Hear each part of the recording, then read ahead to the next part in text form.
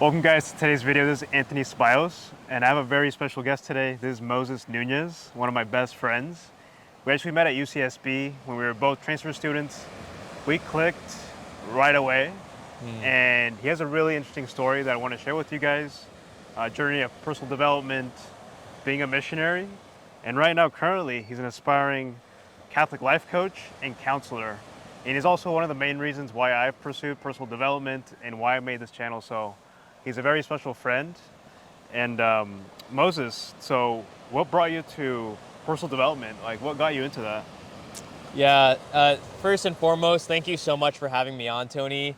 It's really a joy to be here, and I can confidently say that Tony has been such a positive influence in my life and one of my closest friends as well. So super grateful to be on here. And yeah, that's a great question. I think what started me on this track was actually sometime my second year of community college, where I was dating a girl, and of course, my heart got broken. And, that was a really challenging part of my life for a while. And, that's a whole other story. But there was a point where I decided, hey, I can't keep living, sad and depressed and unmotivated, and I need to do something about this. And so that's when I started, getting into personal style and grooming, started reading business type books, personal development books, and really anything that would allow me to grow in confidence, be able to articulate, what I stand for in a better way. And that's really what jump started my whole journey being here in the personal development industry.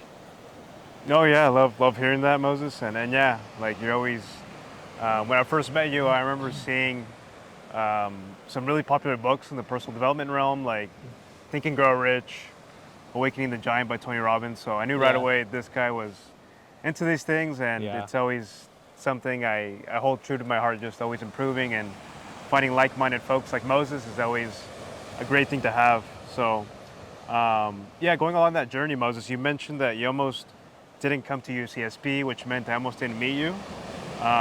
What can you kind of talk us along, like what happened and why you almost didn't come to UCSB? Yeah, that's a great question. So, as we kind of hinted already in our conversation, I had attended community college for 2 years. I was on track to transferring to UC Santa Barbara, which was a pretty big decision. I'd always been a hardworking student, very disciplined. I worked on the side. And during this process that I was going through these challenges and then getting into the personal development sphere, I started learning about this opportunity to do life coaching. And I started discovering that, hey, I actually don't need a college degree to do this. I could start helping people now. And so that was something that was very attractive to me. And at one point I decided, you know what, I'm going to go for this certification, and I'm just not going to go to UCSB. And this was sometime in August. UCSB starts school late September, and so I actually went back to the community college that I was attending and started taking business classes, because I knew that if I wanted to start a coaching business, I needed to develop my entrepreneurship skills, abilities, and knowledge. And so I started basically living a life as if I wasn't going to go to UCSB. Got it. No, yeah, super glad you came to UCSB, Moses. Like I've learned so much from you. So Yeah. if you wouldn't have taken that plunge to go to UCSB, I would have never met you. And like you said, like a lot of things happen. Like Hmm. last minute thinking of you want to get a certification, but Yeah. from what I've seen in you, like going through the journey of UCSB and all those things you did, um, in my opinion, they'll ultimately help you in what you're pursuing now, especially with that structure that you had and also those people you met. So really Yeah. glad you made that split-second decision to come to USB. What were your first impressions about me when you first met me? Yeah, that's a great question. So, and just to add on really quick, the reason why I decided to come to UCSB was because I ultimately discerned of the great opportunities that lied ahead and the adventure. And, I had been working my whole life to essentially transfer to a four-year institution. And so I wanted to finish what I had started. And so when I arrived to UCSB, I didn't know anyone, you know.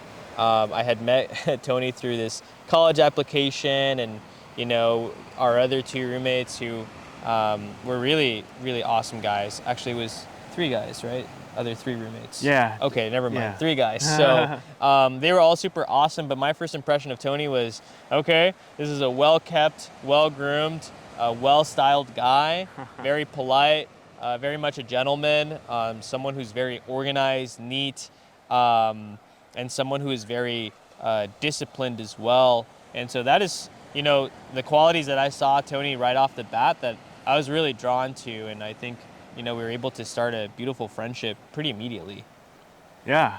Yeah. And one thing like I noticed right away with Moses was, especially to break the ice, was I noticed that Moses was using this hair product that I had also used. It's called Pin Pedro. Yes. It was created by Alpha M. So Alpha M, if you guys don't know, he's an entrepreneur on YouTube. He makes style videos, he sells products, hair products, and a bunch of other businesses he has. So right away, like when I told him that, like we broke the ice and we just had so many things in common. So it was fun to notice that from Moses and just have something in common right away. So yeah, after we first met, a big part of college is that many people want to get let loose. They want to party right away. I remember our first week at UCSB, we did get pretty loose and had a lot of drinks and all these things. But one thing I did notice with Moses, compared to other college students, is that Moses didn't want to just do the same routine every weekend. Just get drunk, wasted every weekend. One thing I started seeing in him is finding other clubs and avenues to do things, and in college, like, it's not just partying. I mean, you can find other people who are not just into partying. They maybe want to work on projects. They want to form more of a deep community, and sometimes forming deep communities can be done in just the normal college parties, right? So, can you kind of talk about like what made you make that transition to doing just an ordinary parties and finding more meaningful ways to meet other people in college? Yeah, certainly. So, as you mentioned, I think schools, especially like UC Santa Barbara, definitely have the reputation for the party scene. And, I'm not going to lie, I was looking for that to a degree. And, really at the heart of that was I just wanted community.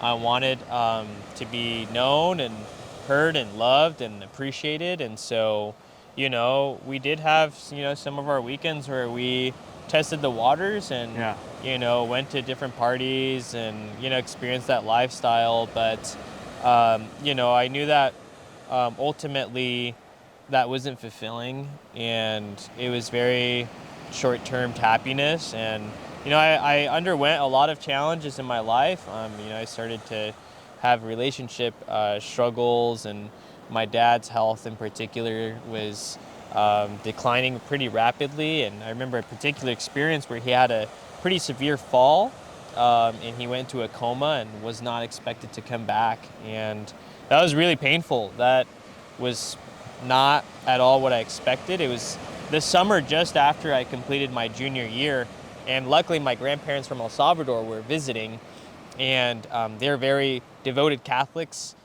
people of prayer, of great humility, and they offered to come to the hospital with me immediately and pray for my dad. And what I witnessed was a miracle.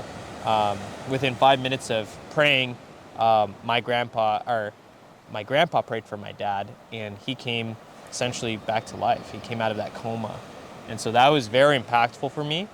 It was an experience that was so moving, so touching, that it really rocked my core. And I couldn't help but reflect how I'm living my life is not how I want to live my life, and it's not really taking me where I want to go, and it's not fulfilling me. And I just remember seeing my grandpa and being like, wow, this is the man that I want to be like. And so, moving forward that year, I leaned in more into my faith and stopped going to parties. I stopped drinking for a long time. I stopped a lot of different things, and even friendships that weren't conducive to my life. Yeah, No, you brought up a good thing, Moses, because there's always these certain situations we experience that really change our lives for the better. And you mentioned how faith um, made you more fulfilled. Hmm. You had that prayer that made your dad get better in the situation he was in that hospital in that Yeah. specific moment. Yeah. So yeah, so you brought up a good point. Finding fulfillment um, in in any way you can, and one of those ways is faith, and that also helped me in our college experience or in my college experience along with Moses because luckily at UCSB they have a great Catholic community at St. Mark's. So one thing we also did is like in the summer of 2017, we also roomed together at UCSB. We spent I think a quarter, yeah, like around June and July, the summer of 2017, and we were just finding ways to build more of a community while also having that faith aspect. So I remember you, Moses, being like, "Oh yeah, let's meet other people." We had gone to St. Mark's before, maybe going Hmm. once a week, but we didn't really dive into the community until that summer of 2017. And I remember that one Fourth of July barbecue we had, and that was our first taste of of having community while also having that faith as well. So Yeah. can you kind of talk about your experience in getting into St. Mark's and how it kind of made you want to grow into that community, Moses? Yeah, definitely. Like Tony said, I remember our third year, it was, the extent to which we wanted to live our faith was I'm going to go to Sunday Mass, and that's pretty much it. I'm not going to do anything else.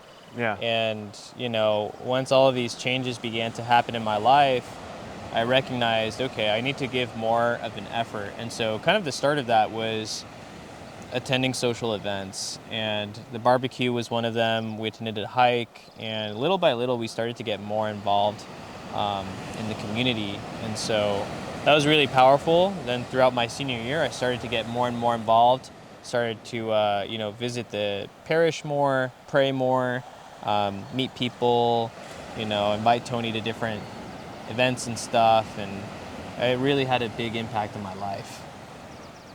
yeah. No, yeah, I remember seeing that, Moses, and especially the last year of our UCSP life Hmm. in college. Like, you met people like Hunter, other missionaries that were stationed there, and they also, like, their job was to be stationed at UCSP, but also help students, grow in their faith. So I know Yes. that they were a big help in helping you pursue your future endeavors Yes. as a missionary and all these things. Yes. Um, so can you kind of talk about Moses, like post graduation, or like what made that journey to become a missionary? Since post Yeah. graduation, you had a stint where you came back home, you took some classes at Landmark, you went on retreats. I remember. Hmm. So can you kind of talk Hmm. about like what led you to the decision of becoming a focused Hmm. missionary stationed Yes. at a college? Yeah. Yeah. So, as Tony mentioned, Yeah. as I got more and more involved in my faith, and especially at St. Mark's, that is actually where I first encountered the Focus missionaries. If you haven't heard of Focus, it is the Fellowship of Catholic University Students. And what Focus missionaries do is evangelize on the college campus. Um, and so that was my first experience of them. And as Tony mentioned, Hunter had a tremendous impact in my life, and just walking with me and helping me get reoriented back into my faith, learning how to read scripture, learning how to pray, learning about scripture, learning the basic tenets of our faith, and really how to take all of that and apply it into a lifestyle essentially. And it was very new to me to witness, oh my gosh, young people of my age by their own right volition practicing their faith. And to me that was eye-opening, and it was the community that I had been searching for the whole time, that I didn't know that I needed, that I wanted, but I was so gracious that the Lord placed that opportunity there for me. So my senior year was a humongous transformational year for me, probably one of the biggest years of my life. that really set the stage for what was to come next. And post college, I graduated. I went on a mission trip to Russia, which was really cool with Focus. And after that, I came back home and lived in the Bay Area. I was working as a restaurant waiter because I had been doing that for a few years prior to, coming to college and whatnot. And I remember that financially, I was doing pretty well, and I was living home with family. But in terms of having a thriving community to moving back home where really there wasn't anything for young adults, that was really hard. I remember having conversations with Tony at times where I had to learn how to live my faith, but in a lone wolf type style. And really, the beauty of our faith, the beauty of our Catholic Church, is that it's really not meant to be lived in that way.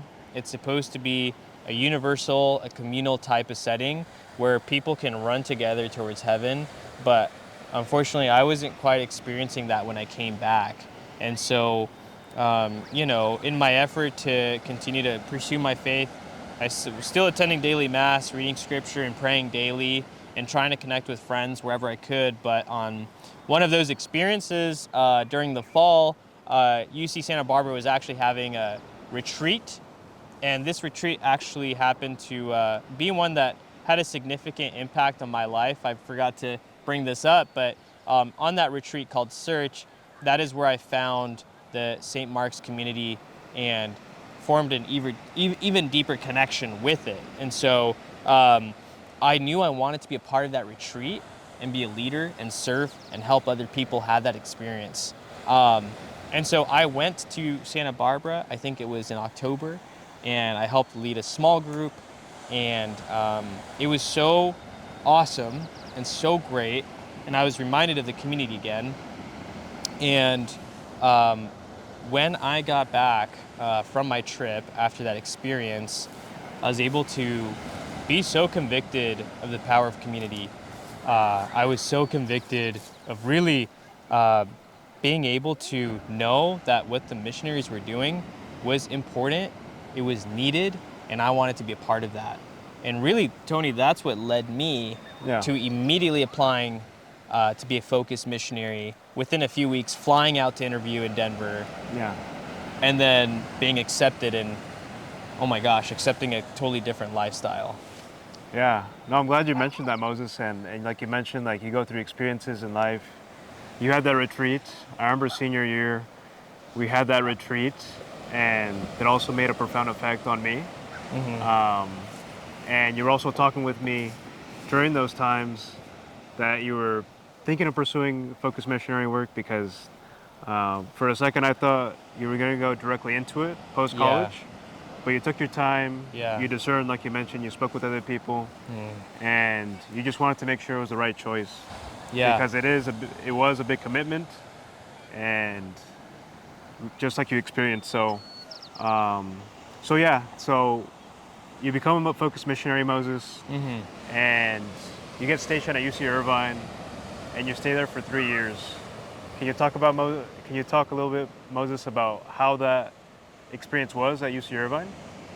Yeah, so I remember I was very closely connected, with the UC Santa Barbara community and experiencing that. And, something I forgot to mention to you, Tony, was that actually before I became stationed at UC Irvine, I actually moved back to UC Santa Barbara between January and May during that wait period because I wanted to be part of the community and because it was so impactful. And so that was really positive for me. And so going from that into a completely new territory, new students, I was placed to be in a team with people that I had really no connection with or hadn't really met before. And it was a big transition period for me. And quite frankly, the start of my journey had a lot of fruits and a lot of good stuff. And it was also really difficult. The community that I started working with was pretty small. And I remember trying to lead Bible studies and Some weeks it was full attendance, full 5, 6 guys coming around, and another week it might just be 1 or 2 guys that showed up. And then the next week it would be a completely different set of 3 guys. And so it was, challenging at first, but what I found was over time I was able to, invest more deeply, create beautiful and meaningful friendships, get to know students, and eventually we got something really good that started taking place. And I love my team. If you ever watch this video, yeah, those are some of the best experiences of my life, being with you guys. And so there's so much to talk about in terms of this topic, and easily being a focused missionary has been one of the best highlights and adventures of my life. And there's been so many stories that have come out of those experiences, but things got really, really awesome. We had a wonderful conference experience in Indiana called Seek, where 17,000 young adults gathered together to praise and worship God for 5 days. And that really had such an effect on our community, and things were really, really popping and going. And then COVID hit. And so that was a part of my first year as being a missionary, where things suddenly shifted and changed, and suddenly, we were actively on campus to everybody left campus. It's just us. Now we're doing a bunch of video and Zoom calls, and that was a whole journey and experience in of itself. But throughout my time at UC Irvine, that year and the years after that, I was able to see how God can work through anything, and our community grew so much. Right now, if you go to the UC Irvine Catholic community, you will see that it is thriving, it is alive. There are so many people that are involved, so many good people that are leading Bible studies and mentorships and different leadership trainings. And, I'm super, super proud to have been at UC Irvine for a few years and, be able to help cultivate what, I really wanted to do as a missionary. Yeah.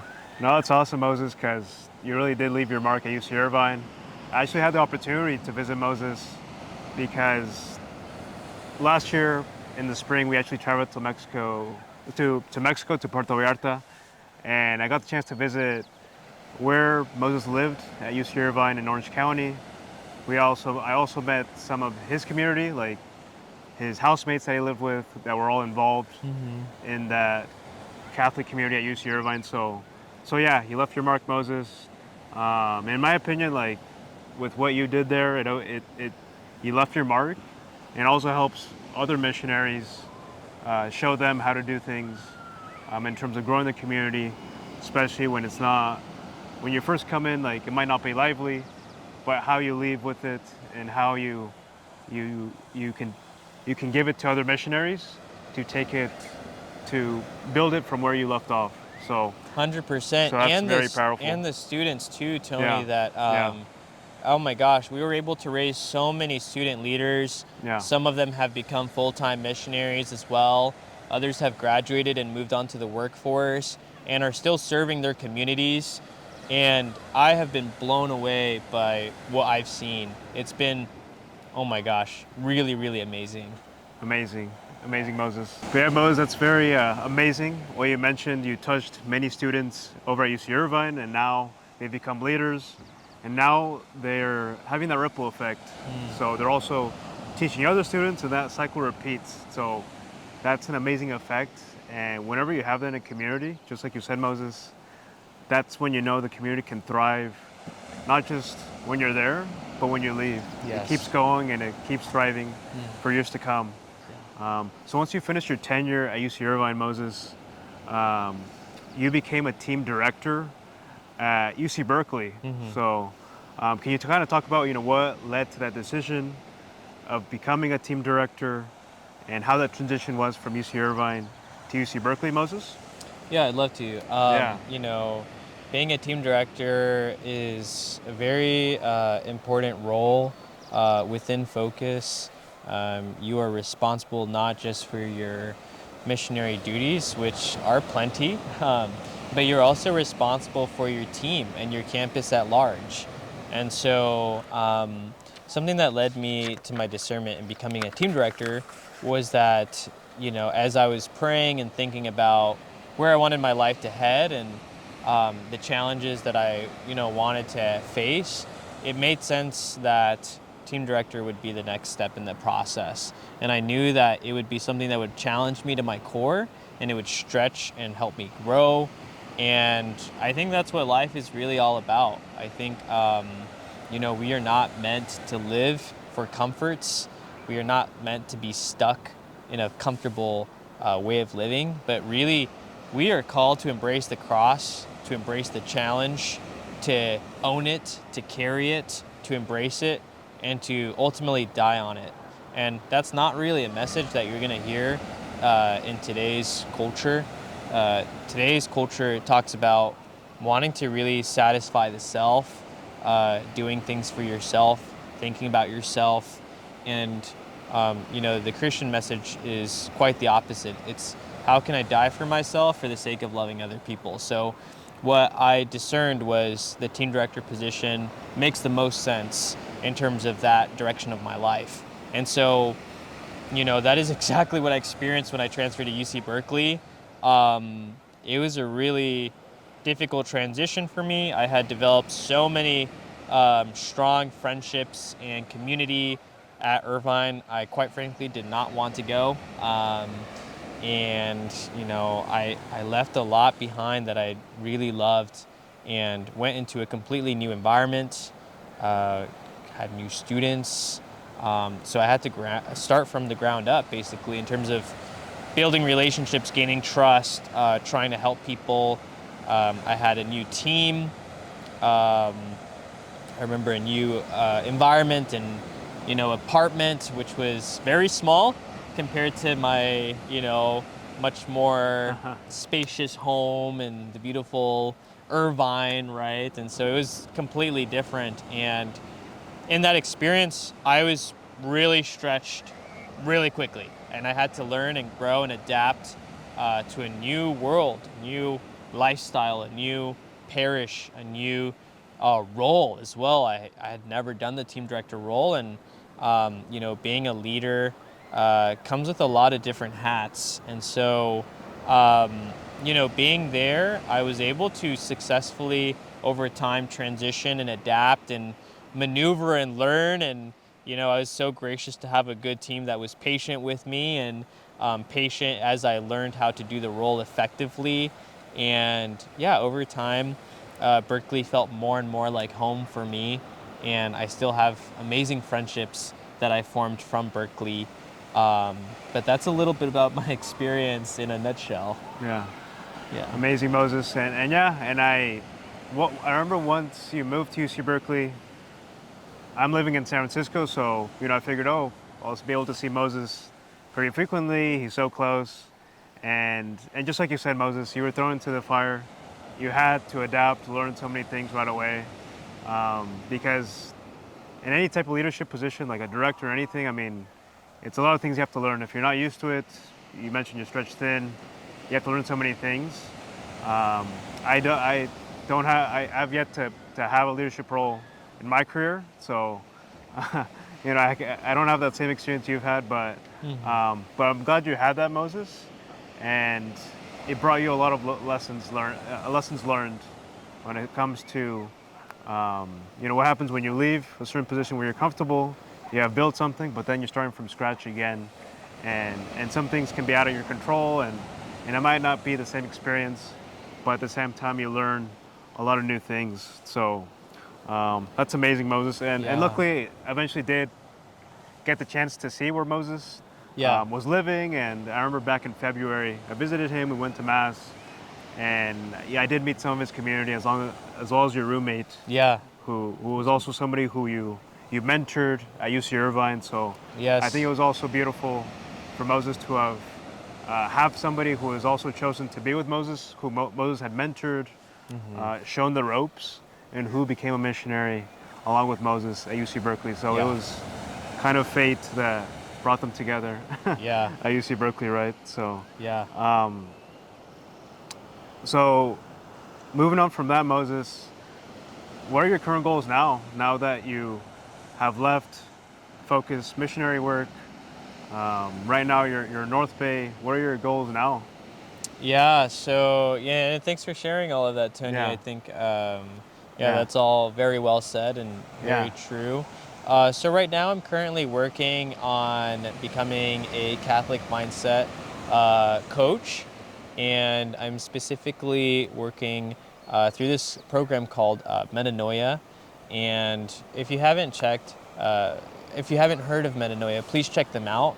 They're doing great stuff. They have podcasts on Apple, they have YouTube videos, really cool stuff in terms of how do we take the personal development world and marry it with Catholicism, with our faith, and incorporate God into that, which is something that I've always been passionate in doing in my own personal life. And so when I found this opportunity, I was immediately, of course, excited to jump on board. And so, yeah, it's been a joy being able to work with the community there and being helped in how to effectively help people be able to essentially, work through any obstacle that they may be experiencing in their life through working on their mindset. And so that's been really cool.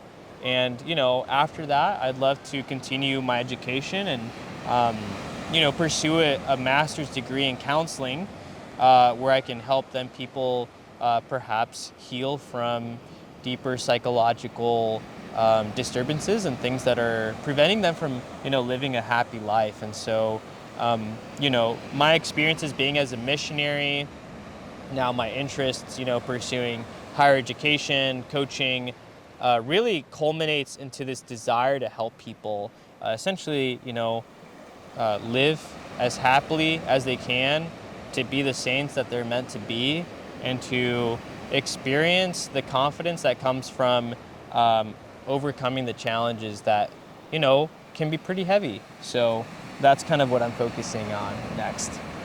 Love that, Moses. And yeah, and just like with me and a lot of people who always have that next thing in their minds, like that's that's always wonderful to have that plan in your mind and finding those steps to how to get there. And I can clearly see, Moses, that you have that plan in mind. You want to get your counseling degree, take those courses, and not just be an ordinary life coach, but how you intertwine faith into that. Because Yeah. I see a lot of life coaches nowadays, but I don't know too many that are Catholic life coaches. I know they exist, but I haven't met one personally, so it's super interesting how you can intertwine both things and create and just impact lives. I think that's the beautiful thing that you're pursuing, Moses. And Yeah. thank you for being part of this video today. Really greatly appreciate it. Yeah, thank you Um, so much for having me, yeah, Tony, too. And yeah, if I can just add, yeah, one lesson that I'd love to leave you guys with. yeah, And this is something that Tony and I were, sharing last night. We had the delight of being in San Francisco together and yeah, hanging out after a while and of not seeing each other. And so yeah, we had, really awesome conversations. But something that we talked about was this idea of how one decision can change your life. And you may never know what's going to happen. Going back to, my story at the beginning, I almost didn't go to UCSB. And I don't know what my life would have looked like if I had chosen a different path. But because I chose to go to UCSB, I met Tony, I had these powerful experiences, and one thing led to the next. But, to now broaden that point and make it more spiritual, when I became a missionary, that certainly wasn't in my plan at all. I wasn't expecting that, I wasn't looking for that. Um, I had no idea that I would be serving 4 years in ministry work. And what I've learned is that when I am open to accepting the Lord's will for my life and trusting that He's going to lead me and take care of me, even though I don't have all the answers, because obviously it's great to make decisions when we have the answers. And as somebody that likes to take control of things and, as Tony mentioned, map out my life and see how things are going to go, um, it's easy to make a decision like that. Much harder when there are a bunch of unknowns and there's a leap of faith that you have to take. And so, my lesson that I'd love to leave you with is that if there is a decision in your life and you don't have all the answers yet, but you feel it in your heart, you discern that, hey, I feel this tug, this pull, and it kind of makes sense, even though not everything is lined up, but I feel like the Lord is really calling me to do this, then take the chance. Like I described, the 4 years of missionary work were some of the best years of my life and have really set me up in a position where the Lord can now take the desires that I've always had to help people and be much more prepared for it. And so take your chance. God's not going to leave you destitute. He has a plan for you. He's going to work through whatever it is you're going through, and just take it day by day. Even when there are challenges, like when I transitioned into Berkeley, even when I transitioned into UC Irvine at first, that's not the end of your story, and He's going to come through. So that's what I'd love to leave you all with, and I'm just so excited to have this opportunity to share a little bit of my story with you all. Thank you, Moses. Very impactful message, and that leaves me even impacted myself. So yeah, really take that message, everybody, and really use it to your advantage. I mean, everybody goes through things, everybody has a story. So as you guys see, Moses shared with you guys his story, and I really hope you guys left a really good impression with what he experiences and have key takeaways that you guys can implement in your life, right? So really appreciate that, Moses. One thing I do want to add is if people want to connect with you, Moses, they want to reach out to you, how can people find you? Yeah, you know what? That's a great question. You can find me through Facebook or Instagram. My Instagram is Núñez-Moses, and I'll pop up. I don't have super active profiles quite yet, but I'm working Yeah. towards building something. And so, yeah, you can feel free to reach out. This is super old school, and I'm sure no one does this, but if you want to email me too, that's fine. Yeah. At mnunez14129@gmail.com. And, hopefully in the future I can get a email newsletter going and, Yeah. present some more opportunities that will be Yeah. on the way as I expand, this Yeah. small coaching business, and then hopefully in the future, a counseling practice too. Yeah. No, yeah, Moses, I mean, people still email. So, but yeah, in case you didn't catch his IG handle, I'll post his contact information on this video, so you guys don't have to worry about it. And if you find this informative, you like it, drop a like, subscribe. And thank you guys so much for watching today's episode with Moses Núñez. Thank you. Thanks, guys.